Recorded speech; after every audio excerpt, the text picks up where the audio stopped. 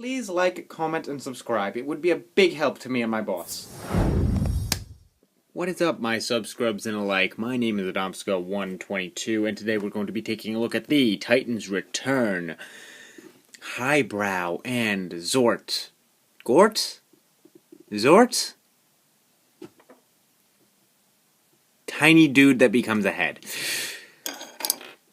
Let's take a quick look at the Titan Master, the Gimmick Master, the Headmaster, whatever you want to call it. As you can see, devoid of any paint, except for right there on the visor. Just very little bit of silver. And of course the face, but we'll get into that later. And now let's get a look at his double helicopter mode. What are you? What is this thing with propellers that bash into each other? It looks cool, but it's very impractical. I mean, let's try and get that better on camera. Hang on.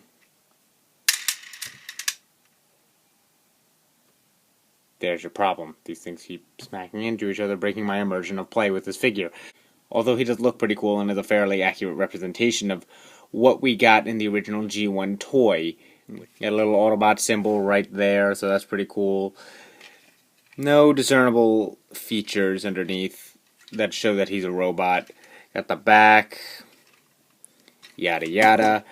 Of course, if you open up his gimmick ports, you can put the Gimmick Master inside his gimmick hole and make him all gimmicky, because that's what Hasbro Takara do nowadays, and you close it up and it's still not that great. But okay, unless you're really into the 80s nostalgia that this brings.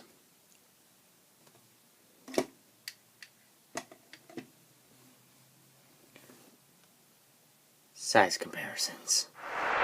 Titans Return Chrome Dome. Titans Return Hot Rod.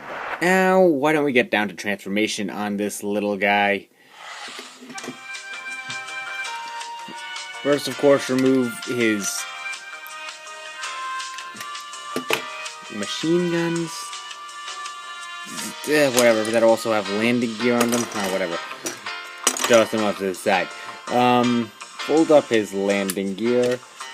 Open up the canopy. Pull out the Gimmick Master. Throw him aside like the trash that he is. Close up the canopy. Fold it back.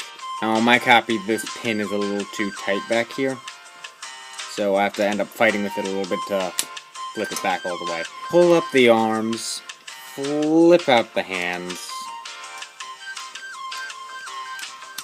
open up the legs, force that up, and orient everything properly, and flip out the heel spur. Take the Gimmick Master and slap him in his very confusingly jargon clippy port thing. Then you take his guns and you could either put them up here, like some sort of no ray action you're gonna have going on with him. In his hands, I usually do it like this so the hollowness shows like on the inside, doesn't face outward. Or if you really want to go full gimmick on this guy, take them. See, he's got these two tabs, and slap them, and it becomes a machine gun foot bath. That's stupid. You're stupid. Stop being stupid. I'm sorry, I'm being a little too harsh on this figure. I've never really had any personal attachment to Highbrow, so for me it's fair game, sort of. I'm more reviewing this guy as a figure instead of just like looking at him as a character and then saying what have you done to him. But apparently this is more accurate to the original G1 toy, and I feel like could have done a little bit more, like tucked away these propellers a little bit better instead of making them look at like weird shoulder growth like hanging off for him. Now, apparently there is actually a fix to this involving a soldering iron, from what I've heard. First off, not only do I not own a soldering iron, nor I do not know how to operate a soldering iron without potentially burning the house down. So, I'm not going to even attempt that. But I feel like these could have been tucked away, or at least had some sort of stopping point, some like locking mechanism, so instead of them just going every which way. Also, to top it off, he has this thing. I guess it's supposed to, like, mimic his spudstrint from the original toy. But at this point, it's just optional pectoral outjudgment, and it just looks derpy. Now, the gimmick master himself, Titan Master himself, it's very loose. As in, you could see how, like, the lower legs flop about here. Yeah, it's gonna do that. The arms, the ball-jointed arms on mine, like the typical Titan Mastery thing, like ball joint, hinge joint. The ball joints here used to be so loose, but I thickened them with a bit of plastic glue. Now they're fine. It's just there's legs now that are a bit problematic, and if you could see, the clip looks like it's sticking out a little too high on the figure, so he looks like he has the beginnings of a giraffe neck. But okay, Highbrow, I'm trying not to judge you on your appearance, but that's my job to judge you on your appearance, because you're a toy and I review your kind. Anyway, speaking of articulation, his head is, of course, at the typical Titan Mastery ball joint of gimmickiness. Yeah, due to transformation, his shoulders can do that on a faint ratcheted thing. 360 degrees at the shoulder and outward at this ball joint in here. Slightly over 90 degrees of bend at the elbow, plus a bicep swivel just above the elbow. No waist swivel, given how that works. Oh yeah, another thing to note. Make sure you have this folded in when you transform it. So, I mean, you could have it out on vehicle mode a lot more, as you could see. But make sure you have it folded in, because otherwise that slide will get caught on this and it will not end well. Well, I mean, depending on how far you push it, you could actually break it, but don't. I think you'd need a lot more force than I was giving it just now.